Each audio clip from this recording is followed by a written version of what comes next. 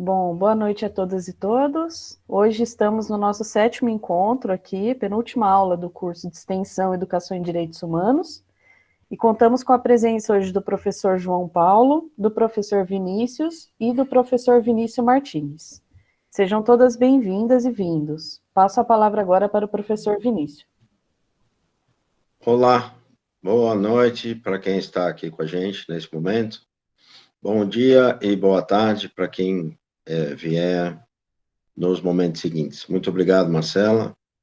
Muito obrigado a todos e todas que estão aqui já nesse momento. Em especial, Leonardo, Beatriz e Milena. Bom, hoje a gente está já no sétimo encontro, a penúltima aula. Falaremos um pouquinho.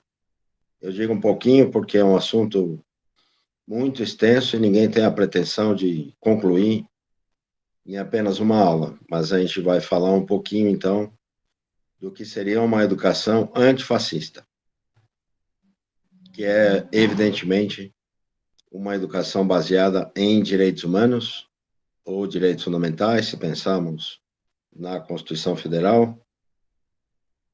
Então, digamos que esse será o momento positivo da nossa discussão de hoje.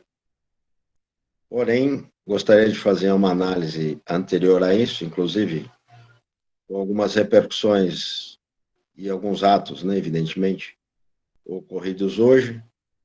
E aí, então, esta primeira parte eu prefiro não gravar.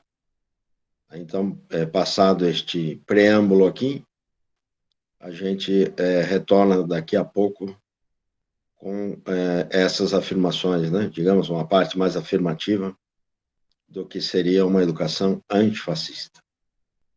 Obrigado, Marcelo. Então, podemos interromper. Podemos?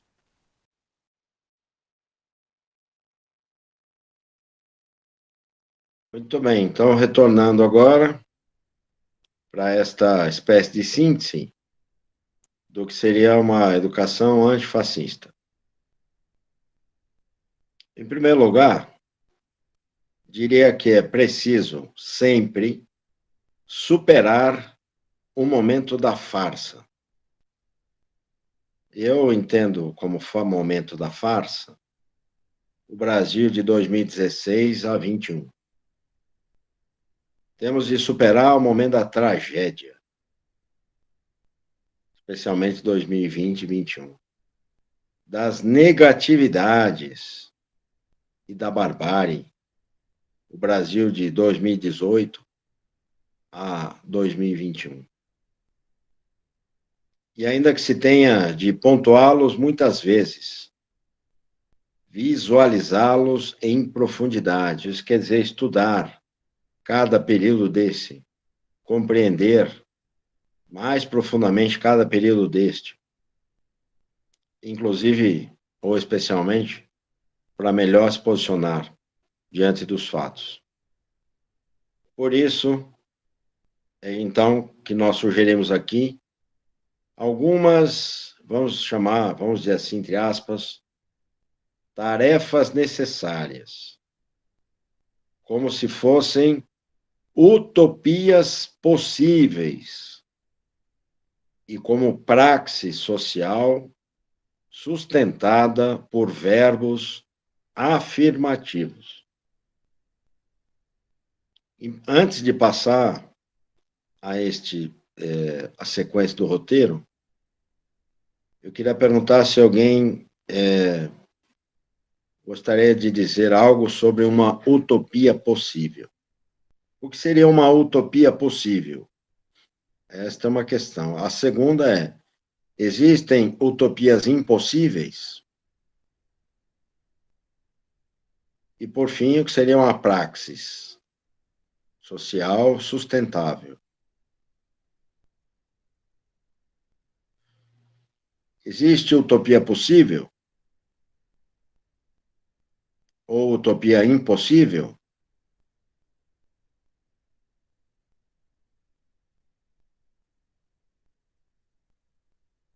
Alguém na sala?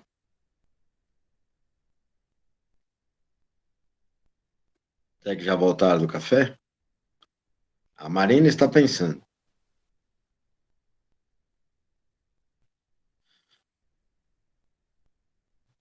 Essa pergunta é boa. Pergunta de prova.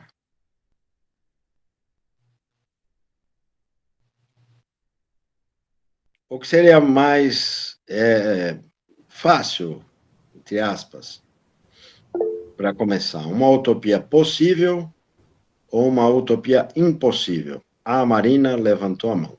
Marina.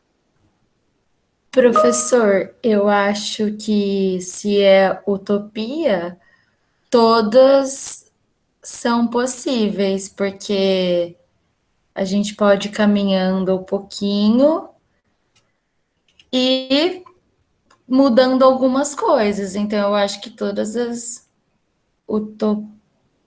Ai, eu fiquei em dúvida, porque essa palavra tem um significado meio complexo, assim, né? Mas eu acho. Agora eu preciso pensar mais um pouquinho, eu acho, na verdade.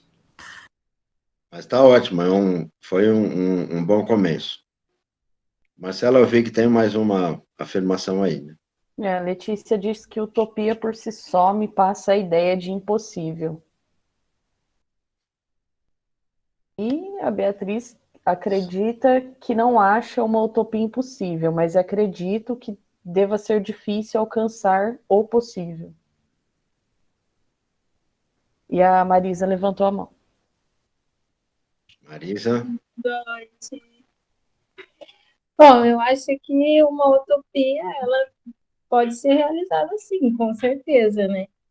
E uma utopia de governo, para mim, no caso, seria uma utopia que a gente tivesse completa com a natureza, por exemplo, igual agora, além da crise de Covid, a gente tem também a crise na Amazônia, né? A crise hídrica. Então, assim, a gente não pode deixar de acreditar, né? Mas eu acredito que seja possível, sim, um dia, quem sabe, sei lá, se acontecer um milagre, talvez seja possível. muito bem. A Marina, Gostaria de comentar, Marina, ou quer que eu leia?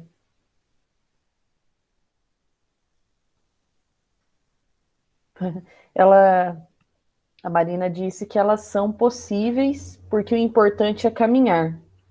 E a Letícia diz que eu, particularmente, não consigo acreditar que a gente atinja o ideal. E a Bianca diz que também penso como a Marisa. Acho que é importante a gente acreditar.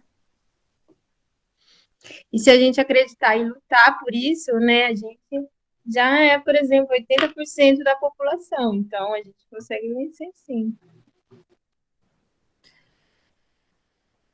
E a gente consegue também fazer novos projetos, não sei, talvez novos planos para a gente, porque a gente vai precisar de uma reestruturação muito grande depois que passar essa etapa de Covid, né? Eu acho que as pessoas estão mais conscientizadas, sim, mas falta acreditar e lutar por isso que a gente acredita. Eu acho isso, pelo menos. perfeito. Viver para quê? Pode falar. Se a gente não acreditar, né, que pode ser possível um dia, tipo, a gente tem que pelo menos acreditar e querer chegar lá. E alguém levantou a mão, a Bianca? Eu vou falar na ordem. Pode começar a Marina, e depois passo a palavra para a Bianca, já em seguida, que também levantou a mão. Bom, eu acho que algumas utopias são possíveis de realizar, de serem alcançadas, e outras não. Mas por serem utopias, eu acho que a gente não foca no resultado final, mas sim no processo, nas mudanças que vão acontecendo até ter um resultado final. Então, eu acho que dependendo da utopia, a gente pode alcançar, mas algumas talvez a gente não consiga o objetivo final mesmo, mas já tenha mudanças no meio do caminho. Bianca? Ah, eu queria falar nesse sentido que eu estava comentando, que eu acho importante a gente acreditar, porque eu vejo muito isso, né, nesse pouco tempo, né, que eu estou na graduação em pedagogia, que às vezes tem situações, assim, quando a gente começa a estudar a educação, é muito fácil a gente perder, né, e achar que realmente não tem mais jeito. Então, eu acho que eu preciso, sim, para acreditar na minha formação, para acreditar que depois eu vou conseguir fazer alguma mudança e acreditar em algumas utopias, assim, que são possíveis. Por isso eu acho importante, que eu acho que isso acaba sendo que motiva, né, a gente, que acaba não desanimando e fazendo com que a gente desista do que a gente está aprendendo, do que a gente quer fazer futuramente. Professora Milena também levantou a mão. Milena? Boa noite. Vocês estão me ouvindo bem? Estamos? Eu concordo com a ideia de que vai ser muito difícil a gente chegar num mundo ideal, né? Até porque nem todo mundo tem os mesmos conceitos, então não vai ser ideal para todo mundo. Mas eu acho que não quer dizer que a gente tem que parar de procurar, né? E desistir mesmo de lutar por um mundo melhor para todos. É isso. Mais alguém? Por enquanto, não. Marcela, tem uma opinião? Eu estava tentando lembrar de Utopia para Freire, mas eu não consigo me recordar certinho, assim, como é. Mas eu também acho que o importante é ter utopia, caminhada, né? Você tendo um objetivo, uma utopia para seguir, a gente consegue chegar lá ou se aproximar, pelo menos. Não, muito bom, eu gostei muito das falas, de todas.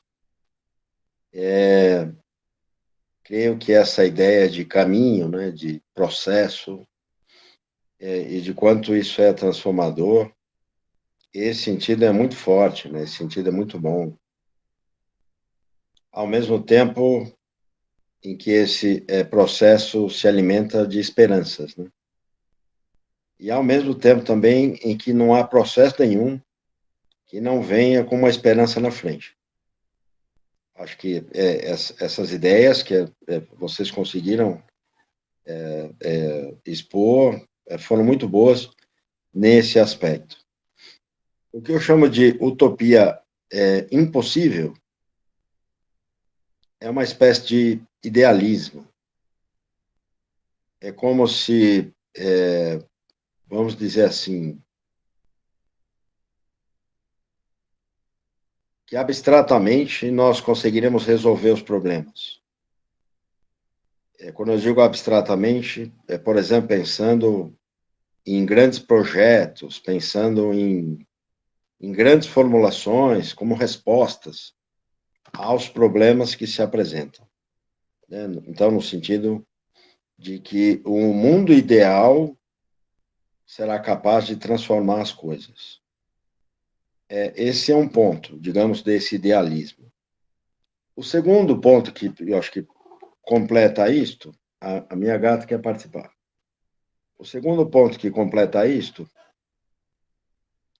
é a ideia de que nós podemos e que nós conseguiríamos formular um projeto abstratamente ideal e que comportaria todo mundo de maneira equânime, de maneira perfeita, digamos, ou ideal. Há um exemplo simples. Todos somos iguais e seremos iguais em algum momento. Primeiro, nós não somos iguais. Segundo, seria um desastre se nós fôssemos iguais. Aquilo que Nelson Rodrigues chama de óbvio ululante, né? Ou ele chama também de uma espécie de, não é hegemonia, né? mas uma ideia de que a homogeneidade, que para muitos parece perfeição, na verdade seria o mais que imperfeito. É algo nesse sentido, então, que eu diria como utopia impossível. Supor que, de fato, por grandes projetos, por grandes idealizações que não venham acompanhadas de uma praxis, que não venham acompanhadas de uma ação efetiva, de uma ação impositiva ou de uma ação política eficaz, então que este conjunto ideal poderia se transformar em realidade, porque não vai. As boas ideias só serão boas à medida em que se tornarem pelo menos um pouco mais práticas, um pouco mais efetivas. Mas eu chamaria de utopia possível, então, exatamente no sentido que vocês apontaram, de termos ideais, de acreditarmos com muita vontade, com muita esperança, que é a palavrinha-chave em Paulo Freire, né, do verbo esperançar, né? Mas quem espera não é aquele esperar de ficar sentado, né? Esperançar não é no sentido de esperar, mas é de nutrir esperança. É algo assim. Ele diz, claro, com palavras mais sensíveis e com uma retórica melhor. Mas é algo nesse aspecto, né? Então, uma utopia possível é aquela que vem acompanhada de esperança, sem dúvida, e de grandes ideais, mas sem a ingenuidade, sem o idealismo, de supor que apenas grandes ideias podem transformar uma parte da nossa própria realidade. Então, é nesse aspecto que eu faço um pouco essa distinção. Mas achei a posição, o posicionamento de vocês muito interessante, muito eficaz, sobretudo quando lembramos de que há no processo, que é composto por procedimentos, que inclusive são nossos, ou são coletivos, em que nós transformamos, digamos, uma utopia em uma realidade mais possível de ser construída. Então, podemos entender utopia no sentido de uma realidade a ser construída, a ser redefinida e de maneira mais eficaz para todos nós. Marcela, está aí? Eu acho que tem uma frase, alguém colou a frase Paulo Freire aí, né? Tem sim, perdão, professor. É que minha amiga estava passando atrás da câmera e eu desliguei para não sair na gravação. Tá bom. A Mariana disse: é preciso ter esperança, mas ter esperança do verbo esperançar. Porque tem gente que tem esperança do verbo esperar. E esperança do verbo esperar não é esperança, é espera. Esperançar é se levantar. Esperançar é ir atrás. Esperançar é construir. Esperançar é não desistir. Esperançar é levar adiante. Esperançar é juntar-se com os outros para fazer de um outro modo. Paulo Freire. Perfeito. É nesse sentido que está aí a utopia possível, né?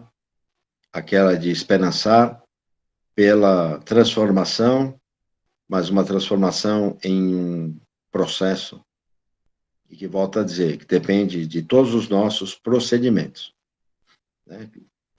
Ou seja, da nossa ação individual e também coletiva. Acho essa é uma das passagens mais, eu acho, ao mesmo tempo, magníficas e reveladoras, né? De Paulo Freire. Concordo plenamente.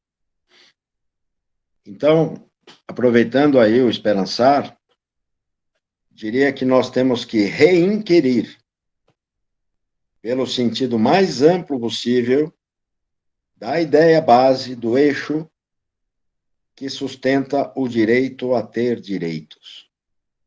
Nós temos de esperançar para que esse direito a ter direitos se torne uma realidade. O que seria um direito a ter direitos? é o direito básico, é o direito essencial, e que nos permite, obviamente, então, ter acesso a todas as outras formulações. O desenvolvimento sustentável, um desenvolvimento ecologicamente sustentável. Creio que hoje seja o direito a ter direitos no século XXI, do meio ambiente ecologicamente sustentável. Lembrando que meio ambiente não se refere apenas, entre aspas, né, a fauna e flora, mas a todo o espaço público que vem e que veio sendo destruído nesse país. Esperançar, vou citar sempre agora o esperançar. Esperançar para reconhecer e estimular a essência da luta intersubjetiva pelo reconhecimento. Reconhecimento de quem? Do outro, da outra, do direito, do espaço público, da república, como parte da luta mais austera e sincera, em prol da afirmação do princípio da sociabilidade, que é o princípio básico da interação social, que é o princípio básico em que a vida social, a vida pública, são destacadas, ao mesmo tempo em que há negação desse discurso de ódio e desta afirmação da morte de milhares de pessoas. Fala-se hoje no Brasil de, no mínimo, 700 mil pessoas que teriam vindo a óbito pela Covid, ou pela negação, né, dos procedimentos necessários. Esperançar para expandir o confronto para todos os âmbitos em que ainda vigorem algum suspiro desse famigerado direito à exclusão.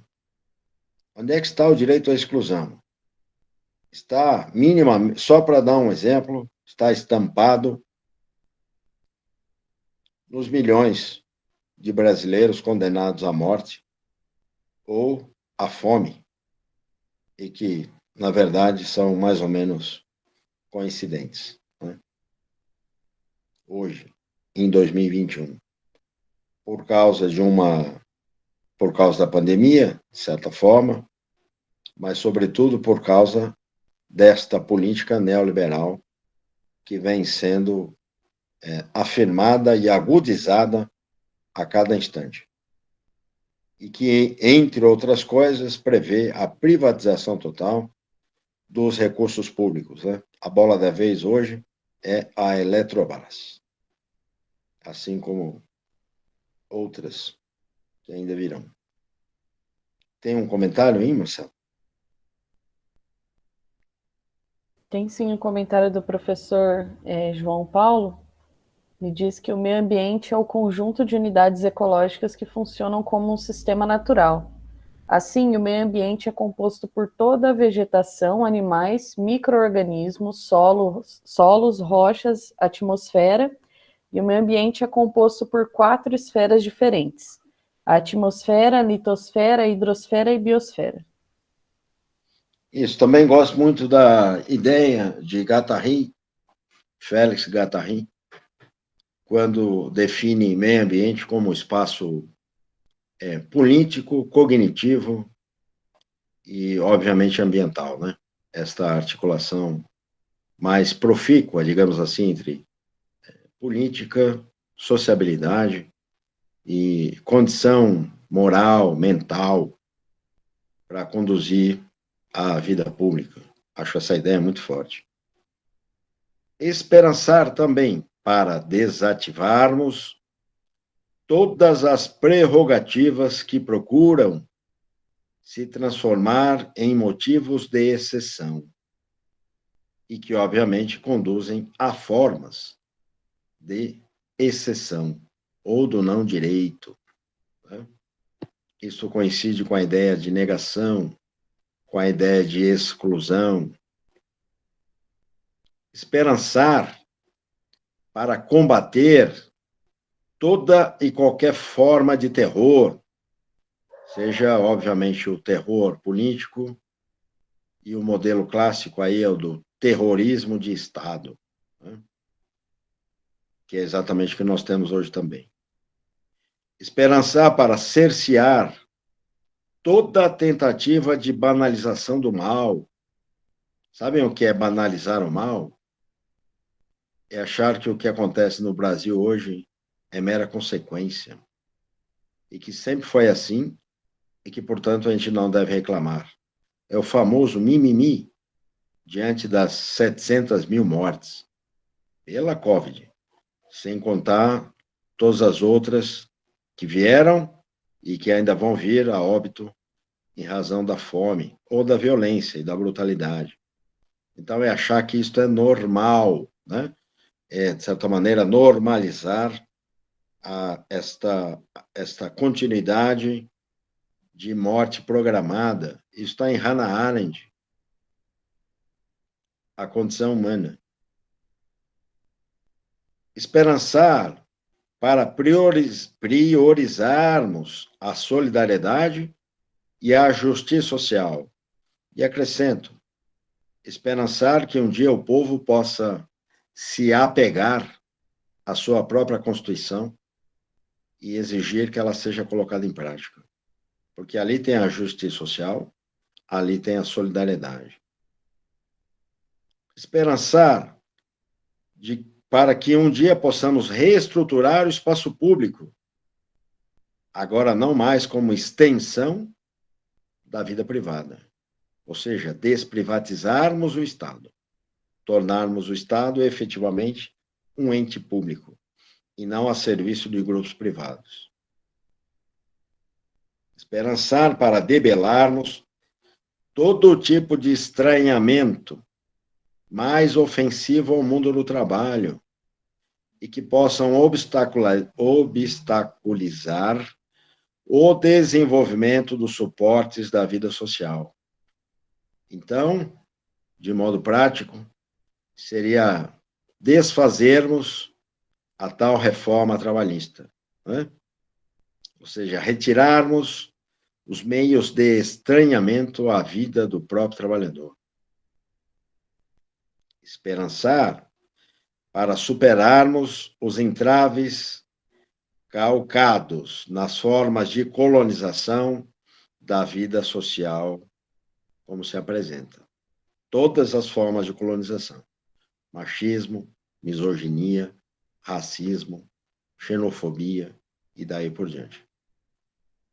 Esperançar para fortalecer as bases sociais, culturais e políticas dos movimentos, das frentes e das lutas populares que requerem reconhecimento e legitimidade. Esperançar para investirmos maciçamente na educação para a República, ou seja, para a coisa pública. Esperançar de que possamos forçar a liberdade, especialmente para que o direito à consciência aproxime-se da ciência, do bom senso, da verdade republicana. Esperançar e pensar uma nova, entre aspas, antropologia da modernidade, como essa de Guattari que eu citei, como uma retomada da antiga ligação entre a filosofia e a medicina, o que os antigos, os gregos, chamavam de medicina da alma, como uma filosofia para a vida toda, e não só como instrumento de dominação, quer seja econômico, quer seja como, entre aspas, ato médico. Podemos pensar na medicina, no médico de família, podemos pensar em todos os médicos e médicas cubanas, que vieram ao Brasil, né, nesta prática de medicina da alma. Nesta que é uma eterna luta contra a coisificação.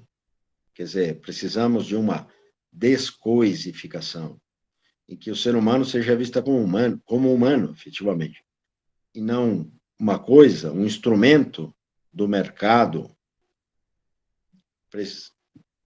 Esperançar para superar o medo à liberdade, como dizia Lavoisier, e, portanto, desafiar a lógica da própria razão de Estado, agora em defesa da sociedade. Diferentemente do homem de poder, precisamos do homem virtuoso e aquele que busca intersubjetivamente a liberdade, busca em si, mas para os outros. Esperançar para retomarmos o caminho do humanismo, ou da tradição da paideia, da formação dos espíritos, do homem livre e da república, e voltar a uma espécie de pensamento germinal, original, seminal. Um pensamento datado, um pensamento dado e não datado, que orientava os homens como se fosse um fio entre as gerações, uma continuidade em termos de sociabilidade. Superar esse estágio em que nós estamos, em que o irracional, a exemplo do próprio direito à exclusão, ocupa o lugar do racional, a pensar o papel que a ciência, infelizmente, ainda não ocupou no Brasil do século XXI. Esperançar para termos tempo, para darmos tempo à formação, no dizer do Adorno, deixando para trás, entre aspas, os lacaios do instante, entre aspas, a demagogia da facilidade, entre aspas, a barbárie estilizada, né? Aquela naturalização, aquela normalização do mal que eu dizia há pouco. Mas também para que possamos superar a ideia de que a ciência se faz do dia para a noite e que não requer de nós o maior esforço possível. Reafirmar a formação de uma solidariedade realmente sólida, sólida no sentido latino, de sólidos, que seja robusta e firme, assim como a gente gostaria que o próprio ideal de república também fosse sólido. Esperançar para retomarmos o humanismo como um caminho de educação para a emancipação, aqui a dor novamente, e em combate vigoroso a esta burrice, a esta calmaria que parece predestinada apenas ao consumo, daquele que não percebe a própria ignorância ou que não vê o perigo na razão fascista. Esperançar para que, coletivamente, a gente possa combater a adoração de mitos ou do ufanismo, de ordem e progresso. Não preciso lembrar aqui que ordem e progresso é a essência do pensamento positivista de Auguste Comte. Esperançar para combater a sobrevida, essa sobreposição da intolerância proto-fascista. Hoje muito clara, muito evidente, inclusive na primeira parte da aula. Esperançar para vencer a falta de coragem ou de decisão, para se servir do entendimento, da ciência, do bom senso, mas sem a tutela de outra pessoa. Esperançar para que sejamos, então, educados para a emancipação. Esperançar para instigarmos talentos para a emancipação, como um tipo de aprendizagem com base em estímulos e motivação. Daí a ideia de se acreditar em uma espécie, se fosse no sentido negativo, de fetiche do talento, nesta crença romântica na genialidade. Ou seja, o que é mais grave? uma espécie de glorificação da heteronomia, né, do controle externo. Então, esperançar que, de fato, a heteronomia não esteja mais presente na vida de todos nós, mas sim a emancipação, mas sim a criticidade, mas sim a autonomia. Enfraquecer a crença ou a simples aceitação dos papéis, das funções, do status, ou das representações impostas pela força da heteronomia. Quer um exemplo disso? De heteronomia? Só o juiz ou os letrados em direito é que podem falar e que podem se apropriar da Constituição, ou que podem exigir seus próprios direitos. Esse é um exemplo de heteronomia. Esperançar para ultrapassarmos os limites da educação reificada. Um exemplo disto, que está tanto em Auschwitz, quanto está no Brasil em 2021. A famosa educação para o trabalho. Como se a educação para o trabalho levasse à liberdade. Porque o que se vê em regra não é uma pedagogia da emancipação, mas sim um culto à autoridade e à personalidade. Ensina-se mais como lutar pela autoconservação do que lutar pelo reconhecimento da autonomia. Quando nós deveríamos educar para a autoconsciência ou para a autolegislação. Sabe quando eu escrevi isso, Marcelo? Quando? Acabei ainda, mas só porque eu lembrei essa passagem me fez lembrar isso. Tá?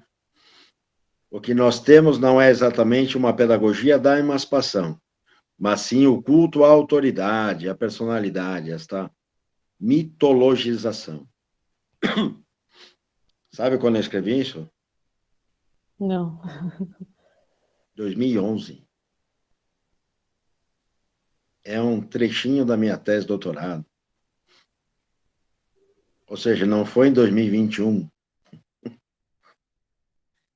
Esperançar e orientar ações para que se tenha uma educação para a contradição e para a resistência. Sabe o que é contradição? É dizer não, é contradizer, assim como um ato contraditório. Vivemos numa época, nos séculos 20 e 21, em que o mundo quer ser enganado. Este é Adorno.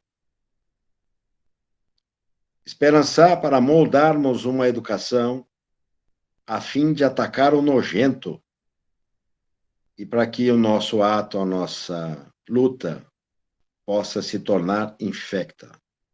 Esse também é Adorno. Sabe quem é o nojento aqui? Para nós é o inominável, não é? Mas para Adorno, são todos aqueles que se apoderam de uma certa razão para fazer o mal, para introjetar o mal. E o mal, evidentemente, é o nazismo, né? Ou o nazifascismo. Afinal, uma educação de qualidade é uma educação para os clássicos. O que quer dizer uma educação para os clássicos? Uma educação que não seja seguindo modas. Uma educação para os clássicos é permanente, né? Ressoa pelo tempo. Também superar a uniformização e a administração dos sentidos da vida, que quer dizer rejeitar toda recaída, rejeitar todos os assédios fascistas, toda tentação ou regressão à barbárie ou ao arcaísmo. Então, defender vigorosamente o direito à diferença, o direito de sermos diferentes. E nossas escolhas em nossas ações. O projeto mais ambicioso do nazismo foi ter protocolado solenemente o direito à exclusão. Exclusão de quem? De todos que lhe pareciam diferentes. Esperançar para reescrever o direito à razão, baseado na ciência, na lógica, na inteligência. Qual a inteligência? A inteligência social, né? A inteligência que leve à sociabilidade. Identificar exatamente autonomia e identidade. Isso quer dizer que cada um de nós tem que assimilar e produzir autonomia. E produzir autonomia de forma autônoma. Vocês sabem o que é autonomia?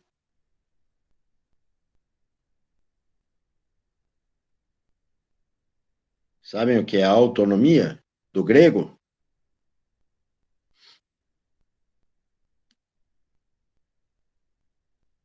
Alguém se manifesta aí, Marcelo?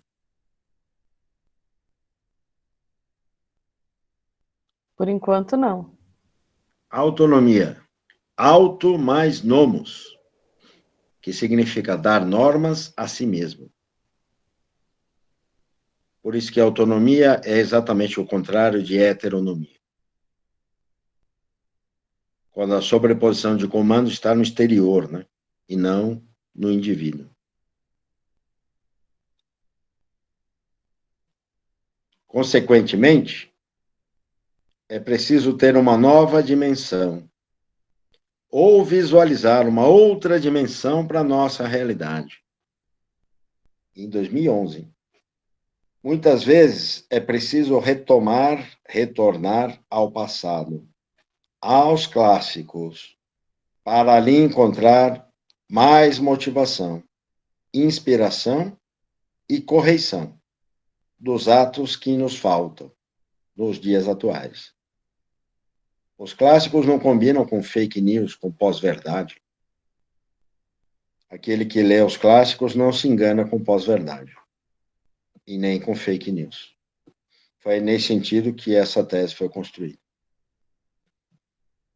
Bom, foi uma brevíssima síntese, né?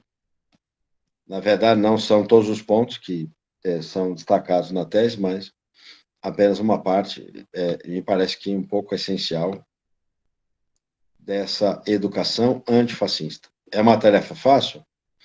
Não é. E ninguém nunca disse que seria. Né? Aliás, penso que seja muito mais difícil do que a gente imagina. Uma educação antifascista não se resume a um processo eleitoral, ainda que esse processo eleitoral seja de suma importância, como o de 2022, né, do ano que vem. Temos alguma fala, alguma consideração? Temos uma do professor João Paulo, que ele diz que somos heterogêneos, somos diferentes, nascemos em épocas diferentes, crescemos em culturas diferentes. Exatamente.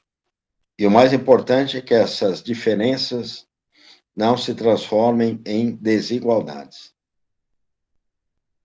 Nenhuma diferença pode ser tão grande e pode ser tão importante a fim de que alguns sejam mais iguais do que outros.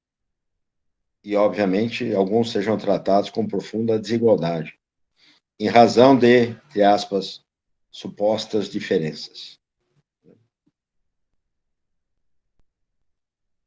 Tem mais alguma?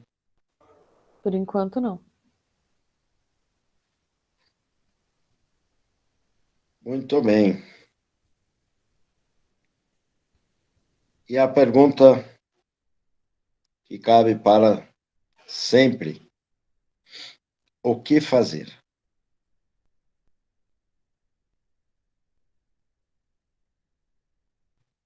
O que podemos fazer? O que fazer é a primeira, sempre. A segunda é como fazer, né? Porque como fazer leva a pensar com quem fazer, né? Entendendo que a educação não é um ato unilateral, não é uma rua de mão única. Então, o que, como e com quem.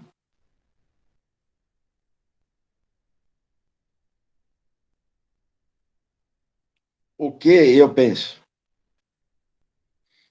Voltar aos clássicos, que afirmam que a democracia, o que é república, o que são direitos humanos. Quando eu digo voltar aos clássicos, também quer dizer voltar à história, mas não a história lida com negacionismo, né? Como fazer?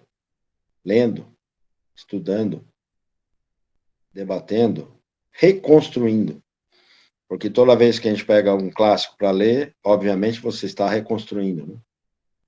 Porque o período em que foi escrito já se foi.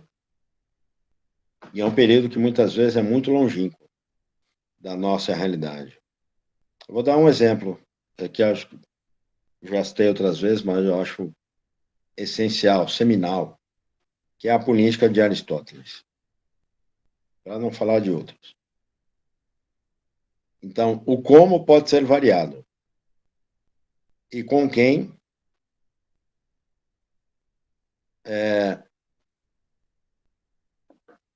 também pode ser variado, mas a gente não pode se esquecer de um detalhe. Nada substituirá o trabalho e o esforço de cada um. Em ler, em refletir, para agir melhor.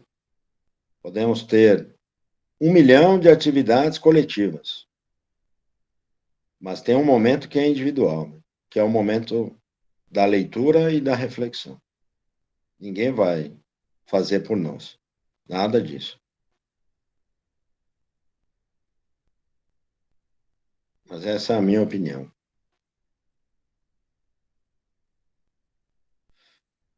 Vamos parar novamente a gravação.